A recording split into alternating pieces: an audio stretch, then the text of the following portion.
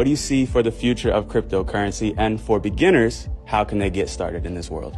I think you're going to see crypto technology built into lots of more mobile apps, and you're going to see an explosion in digital wallets that are holding Bitcoin and also stable coins.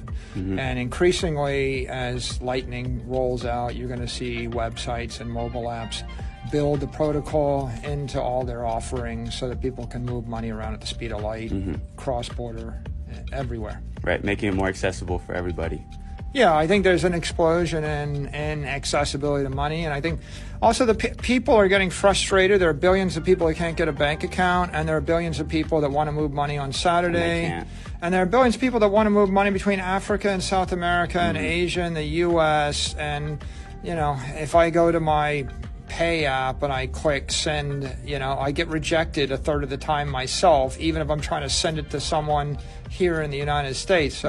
So I think that most of the world is thinking it ought to be fast and easy and ubiquitous, and crypto technology lets me do it, and 20th century technology doesn't. And lastly, for the beginners out there who are just getting into this world, smaller budget maybe, what could you say for them? I think the first thing to do is educate yourself. If you go to hope.com, there's lots of free education. My website called sailor.org has Bitcoin for everybody.